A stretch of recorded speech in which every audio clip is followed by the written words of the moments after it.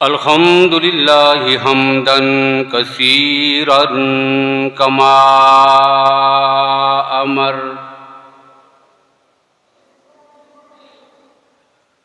व नशहदु अल्ला इलाहा इल्लल्लाहु वहदहु ला शरीका लहु ला शरीका लहु फिल खल्क़ि वल अम्र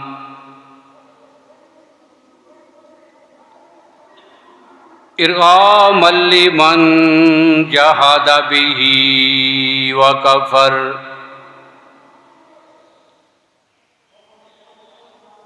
व नशहदु अन्ना सय्यिदना व सनदना व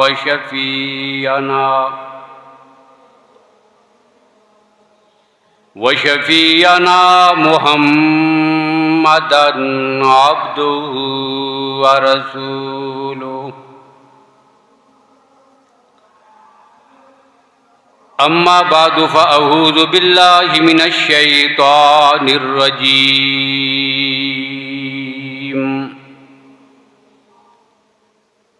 बिस्मिल्लाहिर रहमानिर रहीम।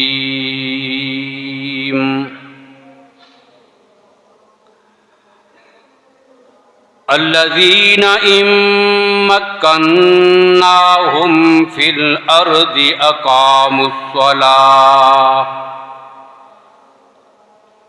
व आतुज़्ज़काह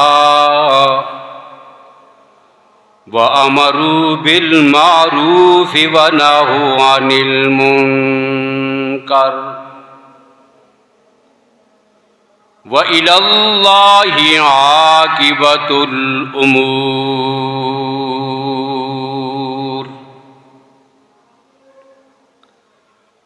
वक़ाल अल्लाहु तबारक व तआला फ़ी मुक़ामिन आख़र फ़ला व रब्बिक ला युमिनून हत्ता युहक्किमूक फ़ीमा शजर बैनहुम सुम्मा ला यजिदू फ़ी अनफुसिहिम हरजम मिम्मा क़ज़ैत व युसल्लिमू तस्लीमा। वक़ाल अल्लाहु तबारक व तआला फ़ी मुक़ामिन आख़र वमन लम यहकुम बिमा अंज़लल्लाह फ़उलाइका हुमुल काफ़िरून। सदक़ल्लाहु मौलानल अज़ीम व सदक़ रसूलुहुन नबियुल उम्मियुल करीम व नहनु अला ज़ालिक लमिनश शाहिदीन वश्शाकिरीन वल्हम्दुलिल्लाहि रब्बिल आलमीन।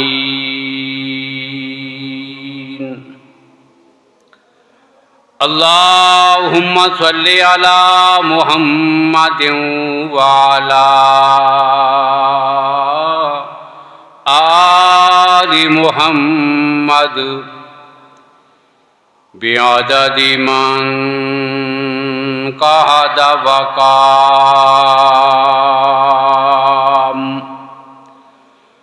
व सल्लि अला मुहम्मदिन व अला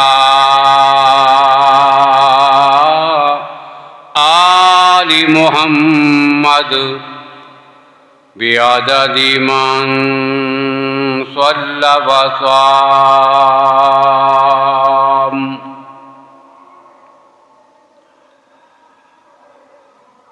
काबिल इज़्ज़त एहतराम बुज़ुर्गों, भाइयों, अजीज़ दोस्तों,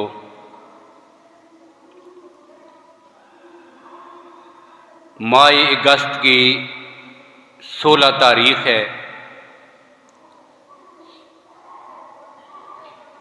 और आज से 2 दिन पहले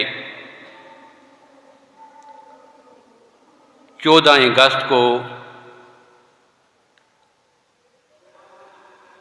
अहले वतन ने अपने अपने अंदाज में पाकिस्तान का यौम आज़ादी मनाया है।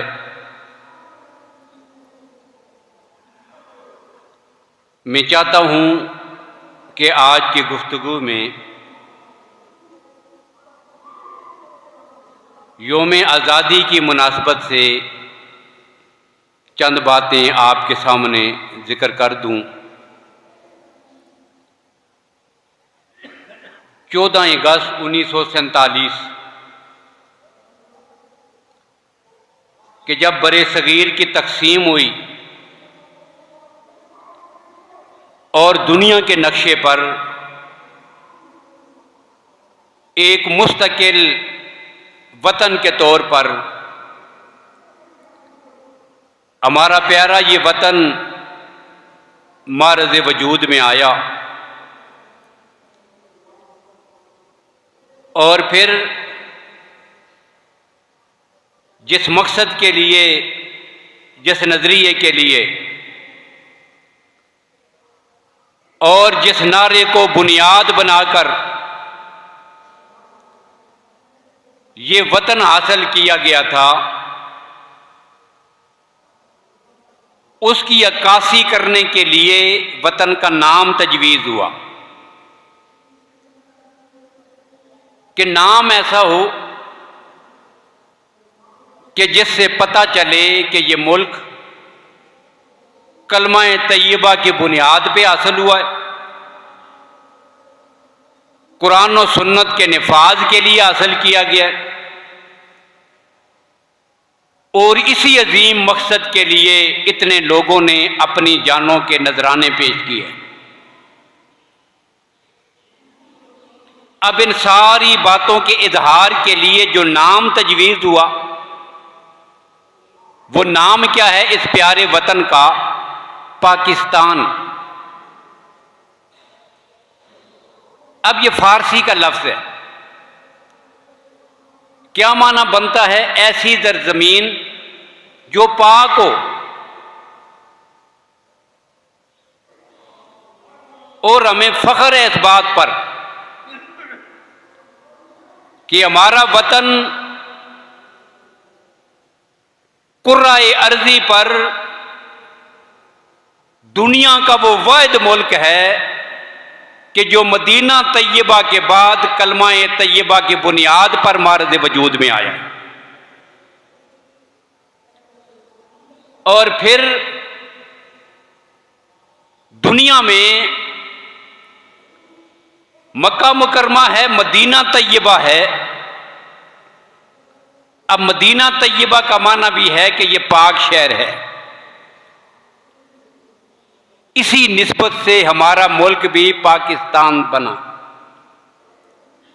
कि निस्बत मुस्तफ़ा हासिल होगी इस मुल्क को और नबी का कलमा इस मुल्क में सर बुलंद होगा, उसका निफाज होगा। अब तमहीदन जो बातें मैंने की हैं, इनके सबूत के लिए अल्लामा शबीर अहमद उस्मानी रहमतुल्लाह ताला अलैह के वो तारीख़ जुमले में जिक्र करूंगा कि एक मौके पर उन्होंने ये बात कही थी कि आपको पाकिस्तान के नाम से शायद ये समझ आती हो कि इस सरजमीन पर फौरी तौर पर खुलफाए राशिदीन का निज़ाम कायम हो जाएगा। अब गोया के लफ्ज़ पाकिस्तान की वजाहत कर दी कि लाजिमन हर सुनने वाले मुसलमान के दिलो दिमाग में पहली बात ये आएगी कि वो पाक सरजमीन कि जहां पर खुलफाए राशिदीन का निजाम कायम हो उस पाक सरजमीन को पाकिस्तान कहा करते हैं। ये बात ध्यान में आ रही थी ना। ये बातें सीखने से, सिखाने से, बताने से ताल्लुक नहीं रखती थी। नाम ने खुद बता दिया था कि पाकिस्तान कहते ही उस सरजमीन को हैं कि जहां पर पैगंबर के खुलफाए राशिदीन का निजाम कायम हो। इसीलिए तो अल्लामा शबीर अहमद उस्मानी वजाहत करते हैं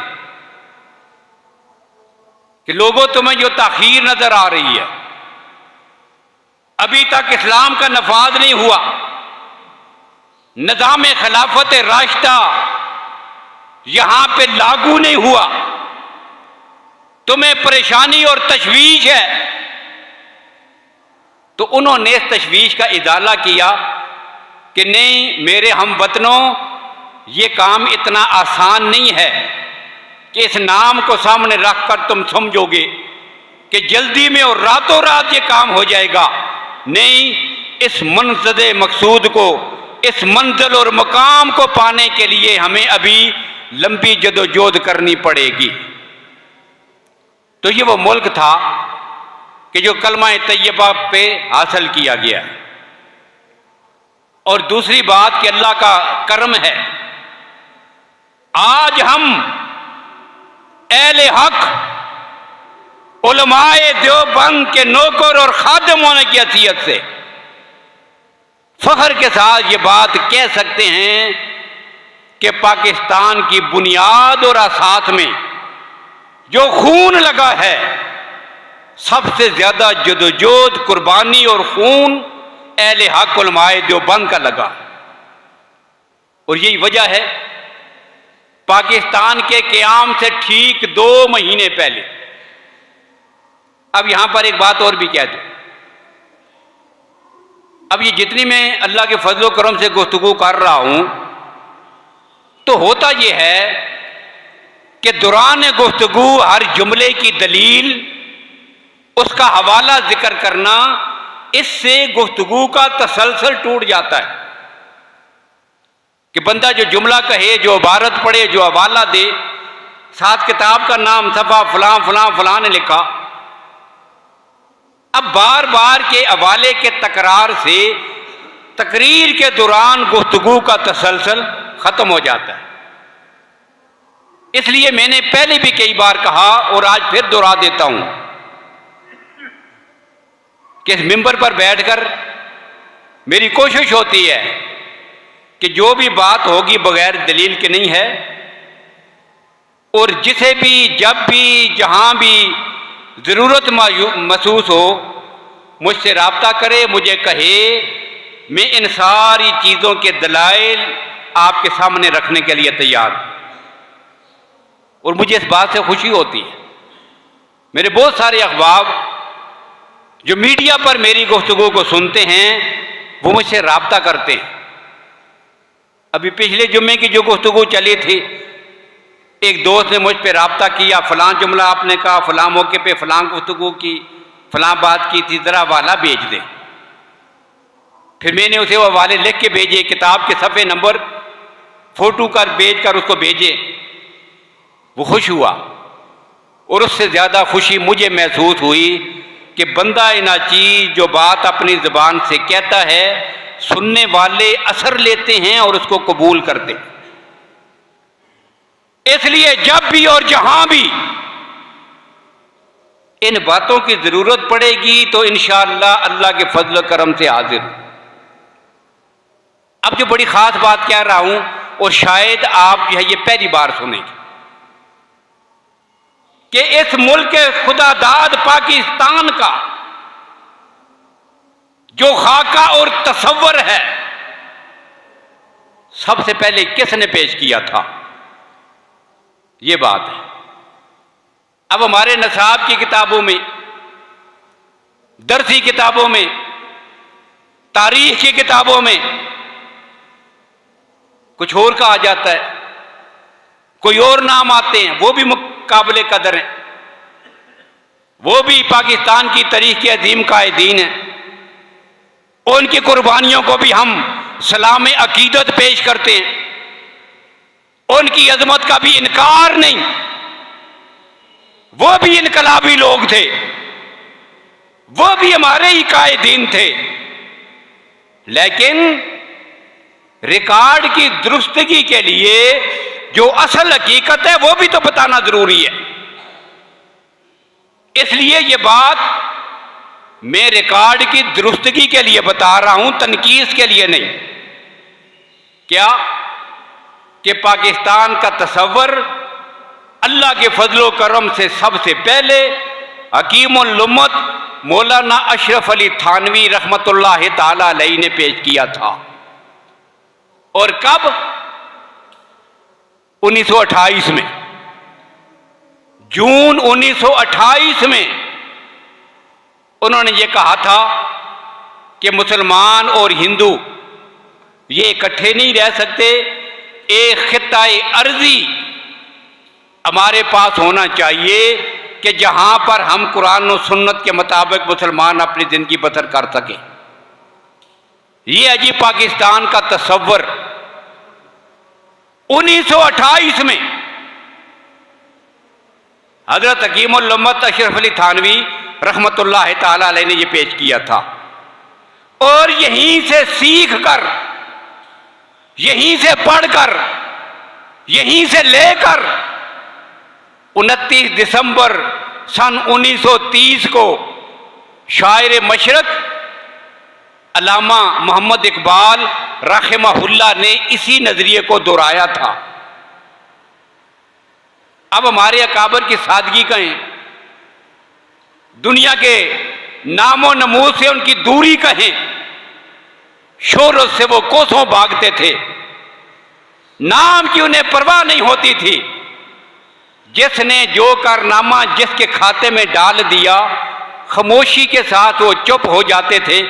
कभी इजहार नहीं किया कि नहीं 2 साल पहले ये बात मैं कर चुका हूं, लिहाजा तारीख में मेरा नाम लिखा जाए। नहीं, नाम किसी और का आया तो सारी जिंदगी चुप रही। ये है हमारे वो अकाबिर, उनका खुलूस, उनका इखलास, उनकी लिल्लाहियत। तो ये तसव्वुर पेश किया। और दूसरी बात जो मैं कह रहा था वो ये थी कि क़याम पाकिस्तान के 2 महीने कबल, 2 महीने पहले जून 1947 में, 2 महीने पहले कायद आज़म मोहम्मद अली जिन्ना से जाकर मुलाकात करते अल्लामा शबीर अहमद उस्मानी, मौलाना जफर अहमद उस्मानी और मुफ्ती आजम मुफ्ती मोहम्मद शफी रहमतुल्लाह ताला अलैहिम, ये तीनों जाकर कायद आज़म से मुलाकात करते हैं। मुलाकातें होती रहती थी, मशवरे होते थे, साथ मिल के काम होता था। अब मुलाकात हुई और मुलाकात में ये तीनों शख्सियात कायद आज़म को मुबारकबाद पेश करते हैं कि मंजिल करीब आ गई है, चंद दिनों की बात है, मुसलमानों की कुर्बानियां रंग लाएंगी और वह दिन आएगा कि हम एक आजाद खित्ता अर्जी हासिल करके जहां पर कुरान और सुन्नत के निज़ाम को लागू कर सकेंगे। इस पर मुबारकबाद दी। तो तारीख में यह बात लिखी हुई है, कायद आज़म ने जवाबन कहा था तुम मुझे मुबारकबाद पेश करते हो।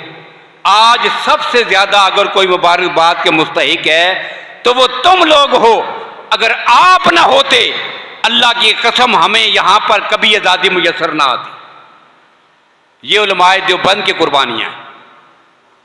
तो बहरहाल में क्या ये रहा था कि अल्लाह ने एक खित्ता अर्जी हमें अता किया और इससे पहले यहां पर साल हा साल तक अंग्रेज की गुलामी में हम रहे। अब हुआ क्या, अंग्रेज ने सालों मेहनत की है, बड़ी तवील मेहनत, सदियों पर मुहीत उनकी मेहनत है। किस लिए मुसलमानों को सफाए हस्ती से मिटाने के लिए। हिंदू तो उनका दुश्मन नहीं है, सिख उनके दुश्मन नहीं हैं, ये तो पैसे के पुजारी और मफाद परस्त, जिधर फायदा देखा उसी की तरफ पीछे चल पड़े। उन्हें तो अपना मफाद अजीज है, चाहे कहीं से भी मिल जाए, हुकूमत कोई करता हो, उन्हें अपना मफाद चाहिए।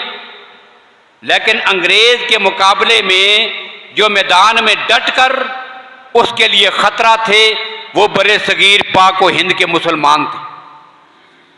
और इसकी गवाही तहरीक रेशमी रुमाल, तहरीक खिलाफत, तहरीक एरार, 1857 की जंग आज़ादी और तहरीक पाकिस्तान, ये सारी तरीके जो अंग्रेज के खिलाफ चली हैं। तहरीक रेशमी रुमाल में शेखुल हिंद महमूद अल हसन रहमतुल्लाह ताला अलैह और इनके शागिर्द हजरत हुसैन अहमद मदनी रहमतुल्लाह ताला अलैह माल्टा के कैद खानों और हुकूमत खानों में बंद रहे। और फिर मुसलमानों ने इतनी कुर्बानी दी कि इन उलमा को, अहले हक को जिंदा पकड़कर सूअर की खालों में बंद करके जिंदा आग में जलाया गया। इनके सरों को काट कर खोपड़ियां निकाल के शराब पी गई। इतने मजालम हुए। और फिर अंग्रेज ने लंबी मेहनत की, मुसलसल। और क्या किया? 3 जहरीले सांप मुसलमानों के ऊपर मुसल्लत किए। कौन से? अब सबसे पहला जो मुसलमानों को मिटाने के लिए उनका इकदाम था वो ये था मजहबी फिरका वारियत। पहला इकदाम अंग्रेज ने क्या किया? मुसलमानों के अंदर इनकी कुव्वत को कमजोर करने के लिए, जज्बा जिहाद को सर्द करने के लिए, इनको अपने कामों में उलझाने के लिए सबसे पहला जो सांप मुसल्लत हुआ वो कौन सा था? मजहबी फिरका वारियत का। अब ये वो मजहबी फिरका वारियत ही थी। सबसे पहला कदम झूठा नबी खड़ा किया गया। मिर्जा गुलाम अहमद कादियानी की शक्ल में झूठा नबी खड़ा किया गया। बरतानिया की सपोर्ट है, इनका लगाया हुआ पौधा है। मुसलमानों के अंदर इंतशार पैदा करने के लिए, अंग्रेज से उनकी तवज्जो हटाने के लिए, जज्बा जिहाद को कमजोर करने के लिए झूठा नबी खड़ा किया गया। अब हिंदुस्तान में एक फितना यह खड़ा हुआ, इसने आगे लाने नबूवत कर दिया। मुसलमान इसके पीछे पड़ गए, नया फितना खड़ा हो गया। एक काम ये, और इसी मजहबी फिरका वारियत में फिर उसने यह किया कि मुसलमानों के अंदर शिर्क और बिदहात को लागू करने के लिए, और फिर खास तौर पर अंग्रेज की नजर थी, एक तबके के लोग हैं जिनके सरखेल मौलाना कासिम ननौतवी रहमतुल्लाह ताला अलैह, अल्लामा रशीद अहमद गंगोई, मौलाना अशरफ अली थानवी, शेखुल हिंद महमूद अल हसन, मौलाना हुसैन अहमद मदनी, मौलाना मुर्तजा हसन अमरोई, ये सारी शख्सियात है। जिहाद इनके जरिए से अंग्रेज के खिलाफ जारी और सारी है। अब एक आदमी को खरीदा गया, उसने खड़े होकर, ये जितने मुजाहिद उलमाए किराम थे, अपने जमाने के वली भी हैं और सफ़े अव्वल के मुजाहिद भी हैं। अब क्या किया? इनके खिलाफ फिर फतवा दिलवाया गया, ये गुस्ताखे रसूल हैं, ये वहाबी हैं, ये काफिर हो गए हैं। अब इनको उलझाया गया। क्यों? ये फतवा देते थे कि हमने अंग्रेज के खिलाफ जिहाद करना है और उनको हिंदुस्तान से भागने पर मजबूर करना है। ये मजहबी फिरका वारियत है। फिर ब्राह्मण और हिंदू मुसलमानों का लिबादा ओढ़कर कब्रों और मज़ारों के मुजावर बने, शेर के अड्डे खुले, बिदहात राइज हो गई। फितना इनकार हदीस गुलाम अहमद परवेज की शक्ल में इसी दौर में शुरू हुआ। अब ये सारी क्या है? मजहबी फिरका वारियत। इसके पीछे हाथ किसका? बरतानिया का, अंग्रेज का। अब मुसलमानों को कमजोर किया जा रहा है। और यहीं पर फिर कुछ मुखलिस लोग थे जो खड़े हुए, शिर्क को देखा, बिदआत को देखा, रसूमात को देखा, खड़े हुए।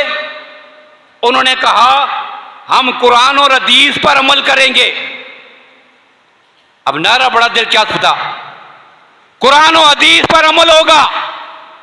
लेकिन आगे चलकर इफरात और तफरीत का शिकार हुए और फिर वही रास्ता अख्तियार किया जो खवारिज का है। खवारिज का रास्ता, न मुआविया को मानते हैं, न अली को मानते हैं, बराह रास्त अल्लाह के कुरान को मानते हैं। भाई मुआविया और अली ये दोनों तो कुरान के दाई हैं। अब यहां भी कहा न शाफी को मानते हैं, न अबू खलीफा को मानते हैं, बराह रास्त कुरान और सुन्नत को मानेंगे। अब ये भी मजहबी फिरका वरीयत का जरिया बन गया। बुनियाद अखलाक पर है, आगे जाकर अफरात व तफरीत हुई। अब मुसलमानों को कमजोर करने के लिए पहला कदम था मजहबी फिरका वरीयत, और इसको लागू करने वाले कौन है? बरतानिया के अंग्रेज। और दूसरा निज़ाम था उनका मुसलमानों की जड़ों को खोखला करने के लिए लिसानी और इलाकाई बुनियादों पर जगीरदाराना निज़ाम। क्या किया? जुबान की बुनियाद पर, यह पंजाबी है, यह सिंधी है, यह उर्दू बोलता है, यह हिंदी जुबान बोलता है, यह पख्तून है। अब इन जुबानों की बुनियाद पर या इलाके की बुनियाद पर, यह सिंध का है, यह पंजाब का है, यह हज़ारे का है, अब इन बुनियादों पर उसने जो है कुछ लोगों को जगीरें दी। पहले उनके ज़हन बनाए, बैरून मुल्क ले जाकर उनको तालीम दिलवाई। वो शक्ल सूरत से मुसलमान नजर आते थे, अपनी फिक्र और नजरिए में गैर मुस्लिम है उनका नजरिया और सोच। फिर उन्हें जगीरें दी, जगीरें देकर अपने अपने इलाकों में मुसल्लत कर दिया। ये फलां इलाके का बड़ा है, ये वहां का जगीरदार है, ये फलां इलाके का जगीरदार। अब बाकी सारे लोगों को उनकी गुलामी में दे दिया। अब अवाम क्या समझती है? अवाम यह समझती थी वो इनसे बिगाड़े भी लेते हैं, अवाम से उनसे काम भी लेते हैं, उनकी माल और दौलत पे भी कब्जा है, उनकी सारी कमाई भी उनके कब्जे में। लेकिन ज़हन ये बनाया गया कि अगर हमारा ये बड़ा ना हो, मुहाजिर ये समझे कि हमारा लीडर ना हो तो हम मर जाएंगे, पंजाबियों ने समझा हमारा लीडर ना हो हम मर जाएंगे, पख्तूनों ने कहा मेरा लीडर ना हो तो मैं मर जाऊंगा। ये गुलामाना सोच और ज़हन है। और ऐसे गुलाम बनाए कि उन्हें पता था कि आगे चलकर कल को अगर वोट भी देने पड़े तो ये गुलाम ज़हन के लोग बस इन्हीं को मुंतखब करेंगे। और खुदा की शान ये है, बड़े अफसोस की बात और दुख की बात यह है कि आज भी उनकी ये साजिशें जो हैं ये ख़त्म नहीं हुई, उसी तरह कायम है। मजहबी फिरका वारियत वाली भी और जगीरदाराना निज़ाम वाली भी, ये दो सांप हैं। और तीसरा इससे भी बड़ा एक सांप मुसलमानों पे मुसल्लत हुआ। वो क्या? वो है जी अंग्रेज का लाया हुआ निज़ाम तालीम। अंग्रेज का निज़ाम तालीम, इसकी बुनियाद किसने रखी थी? उसके उस वक़्त के दौर का अंग्रेज था लॉर्ड मैकाले, जो उनके निज़ाम तालीम का बानी है। हिंदुस्तान में बड़े सगीर में आज भी जो निज़ाम तालीम राइज है ये उस लॉर्ड मैकाले का बनाया हुआ निज़ाम तालीम। अब ये क्या निज़ाम तालीम था? पाकिस्तान बनने से 110 साल पहले, थोड़ा पहले नहीं, 110 साल पहले 1835 में 112 साल बन जाते। 1835 में क्या हुआ था? लॉर्ड मैकाले ने अपनी तकरीर में यह बात कही थी। उसने कहा था हमारे लिए यह बात मुमकिन नहीं है हिंदुस्तान के हर आदमी को पढ़ाएं, अपनी तालीम उसके ज़हन में डालें। इतनी दौलत हमारे पास मौजूद नहीं, एक एक बच्चे को लाकर बरतानिया का निज़ाम तालीम उसको सिखा दें, ये हमारे बस में नहीं है। बल्कि होगा क्या, हम चंद लोगों को इस्तेमाल करेंगे, चंद लोग तैयार करने हैं जो शक्ल सूरत के लिहाज से तो मुसलमान होंगे, लेकिन फिक्र और सोच के लिहाज से वो अंग्रेज होंगे। उन्हें अपना निज़ाम तालीम सिखा देंगे, आगे चलकर फिर उसी को वो राज करेंगे। और एक मौके पे उसने ये भी कहा था हमें इस बात की कोई फिक्र नहीं, हमने कितने मुसलमानों को ईसाई बना दिया है, नहीं, हमें इस बात की जरूरत ही नहीं है। मुसलमानों को मुसलमान ही रहने दिया जाए, इन्हें ईसाई बनाने की जरूरत नहीं। नाम भी मुसलमानों वाला, शक्ल भी मुसलमानों वाली, दावा भी मुसलमान होने का, लेकिन करेंगे क्या? इनको तालीम ऐसी देंगे जिनकी वजह से इनकी फिक्र नजर वो ईसाइयों जैसी होगी। अब ये वो निज़ाम था, निज़ाम तालीम कि जो उसने राज किया और फिर लोग तैयार किए। जब उसने देखा कि ये सारी तैयारी मुकम्मल हो गई है, मजहबी फिरका वारियत यहाँ पर लागू हो गई है, वो इनके अंदर मुसल्लत हो गई है, इनके खून में शामिल हो गई है, फिर जगीरदारा निज़ाम वो इन पे मुसल्लत हो गया है, निज़ाम तालीम भी मुसल्लत हो गया है। अब फिर उसने कहा अब यहाँ पर हमें रहने की ज़रूरत नहीं, हमारे गुमाश्ते वही काम करेंगे जो हम पे यहाँ किया करते थे, लिहाजा उन्होंने मुल्क छोड़ा और वापस चले गए। ये हुई है जी तकसीम। लेकिन दूसरी तरफ मुसलमानों ने क्या किया? तो अल्लाह के फजलो करम से कुर्बानियां तो दी थी, लेकिन इन तीनों चीजों का तोड़ करने के लिए अहले हक ने, हमारे अकाबिर ने, उलमाए देवबंद ने तीन चीजों के मुकाबले में अपनी तीन चीजें पेश की। क्या? पहला काम यह किया मदारिस का क़याम, दीनी मदारिस का क़याम, दारुल उलूम देवबंद की बुनियाद रखी। और बुनियाद कैसे रखी? एक उस्ताद है, एक पढ़ाने वाला आदमी, कोई बिल्डिंग नहीं है, कोई मकान नहीं है, कोई कमरा नहीं है, कुछ नहीं, एक दरख्त है, छोटा सा अनार का दरख्त, दरख्त के साए में एक आदमी आके बैठा और उसके पास पढ़ने वाले शागिर्द एक आदमी, एक उस्ताद है, एक शागिर्द है।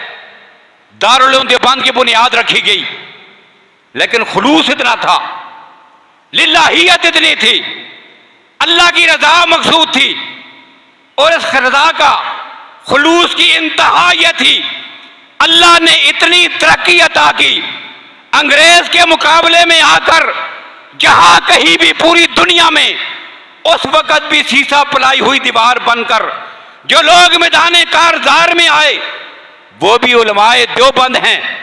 आज भी पूरी दुनिया में, कश्मीर में, फलस्तीन में, अफगानिस्तान में, बर्मा में, पूरी दुनिया में जहां पर भी आपको मुजाहिदीन नजर आएंगे उलमाए देवबंद के हैं, मदारस बनाने वाले नजर आएंगे उलमाए देवबंद के हैं, दीन पहुंचाने वाले दावत और तबलीग के अकाबर नजर आएंगे उलमाए देवबंद के हैं। ये क्या है? ये उनके खुलूस का नतीजा है। अल्लाह ने उनकी मेहनत को इतनी कबूलियत अता फरमाई। पहला कदम क्या उठाया? मदरसे की बुनियाद रखी, मदारस बनाए। अब इन मदारस ने अंग्रेज की इन साजिशों के खिलाफ आगे बंद आए, ये पहला काम था। दूसरा काम क्या किया? मुसलमानों के तज़किया नफ्स के लिए, हिंदुओं की रस्मों को ख़त्म करने के लिए और अंग्रेज की मुसल्लत करदा फिरका वारियत के खात्मे के लिए तो ईद पर मबनी खानकाई निज़ाम अता किया इनको। हाजी इमदादुल्लाह मुहाजिर मक्की रहमतुल्लाह ताला अलैह, आगे मौलाना अशरफ अली थानवी, अल्लामा रशीद अहमद गंगोई, ये आगे शख्सियात हैं सारी। और ये इतने अजीम लोग हैं कि हमारे पाकिस्तान में जो अकाबिर औलियाए कराम हैं, पीर मेर अली शाह गोडवली रहमतुल्लाह, गोडला शरीफ वाले, ये किसके मुरीद हैं? ये हाजी इमदादुल्लाह मुहाजिर मक्की रहमतुल्लाह ताला अलैह के मुरीद हैं। और यही वही निज़ाम था कि जो दारुल उलूम देवबंद के उलमाए किराम ने खानकाई निज़ाम कायम किया था तज़किया नफ्स के लिए। ये दूसरा काम किया। और तीसरा काम क्या किया? तीसरा काम यह किया कि देखो, कुछ लोग मदारस में आ गए, फितने से बच गए, कुछ लोग खानकाहों में आ गए। और खानकाहें भी ऐसी नहीं थी कि जहां पर सिर्फ जब वो खानकाही निज़ाम ही बस नहीं, उन्हीं खानकाहों में जब तज़किया नफ्स हुआ तो रात को अल्लाह अल्लाह करने वाले, दिन को मैदान जिहाद के मुजाहिद नजर आते थे, जिनका नक्शा कुरान ने खींचा। कैसे वली थे? दिन होता था, रात होती थी, ततजाफा जुनूबहुम अनिल मज़ाजिहि यदऊन रब्बहुम खौफन व तमहा। सारी रात मसल्ले पे खड़े रहते थे। और जब दिन होता था, युजाहिदूना फी सबीलिल्लाहि वला यखाफूना लौमत लाइम, अल्लाह की राह में जिहाद करने वाले रात को वली नजर आते थे, दिन को मुजाहिद नजर आते थे। ये पैदा किए। लेकिन फिर भी जो खानकाहों में आएगा उसकी इस्लाह होगी, जो मदरसे में आएगा उसकी इस्लाह होगी। अब इन्होंने कहा चलो अवाम के लिए एक तीसरा काम और करते हैं। वो क्या किया? तीसरा काम यह किया कि हर आदमी के ईमान और अमाल को बचाने के लिए मौलाना इलियास रहमहुल्लाह ने दावत और तबलीग का काम शुरू कर दिया।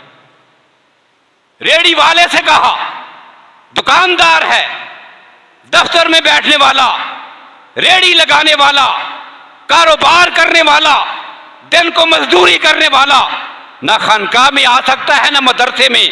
उसे कहा कि तेरे आने की जरूरत नहीं, तू अपनी जगह ठहर, हम तेरे पास आते हैं। अब जमात इनके पास चली गई। अब ये तीन इतने बड़े काम थे, अल्लाह की कसम अगर ये काम ना होते शायद आज हम मुसलमान ही ना होते।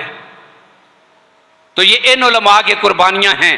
आज भी जो इस्लाम का नाम बाकी है, अल्लाह के फजलो करम से ये इन मदारस की वजह से है, इन खानकाहों की वजह से है और दावत और तबलीग की मेहनत की वजह से है। अब ये अलग बात है, इनके लिए खतरात भी थे, इनको नुकसान पहुंचाने वाले हमारे अपने कुछ अमाल भी थे, हमारे रवैये भी थे, उस पर हमारे अकाबर ने हमें समझाया भी है, खतरात भी हैं। ये सारी अलग बातें हैं, ये तफसील तलब हैं। इंशाअल्लाह इनकी तफसील फिर कभी आएगी। तो ये वो मौका था कि 14 अगस्त 1947 को। और आखिरी बात जो कहता हूँ, देखें हम मुसलमान हैं, हमें 14 अगस्त वाली तारीख याद है, यही याद दिलाई जाती है। लेकिन अफसोस ये है कि मुल्क बना है कलमा तैयबा के नाम पर। क्या अच्छा होता कि 14 अगस्त के साथ हमें वो दूसरी तारीख भी याद दिलाई जाती। कौन सी तारीख थी पता है आपको? 27 रमजान मुबारक, जुमा का दिन, 27 रमजान, लैलतुल कदर, जुमा का दिन, सन 1366 हिजरी। और जब भी ये तारीख मेरे बच्चों के सामने, मेरे जवानों के सामने, मेरे भाइयों के सामने आती, फौरन ख्याल आता इतने बाबरकत साहतों में, इतने बाबरकत दिन में, इतनी बरकत वाले महीने में, इतनी बरकत वाली रात में अल्लाह ने जो मुल्क दिया है वो किसी बुनियाद पर दिया है। और बुनियाद क्या है? वही ला इलाहा इल्लल्लाह। अब इस पर तफसीली बात इंशाअल्लाह फिर कभी होगी। अल्लाह ताला हमें जिस मकसद के लिए हमने ये वतन हासिल किया है उस मकसद को समझने और उसको जो है वो हासिल करने की तौफीक नसीब फरमाएँ और मुकम्मल आज़ादी नसीब फरमाएँ। वाखिर दावाना अल्हम्दुलिल्लाहि रब्बिल आलमीन।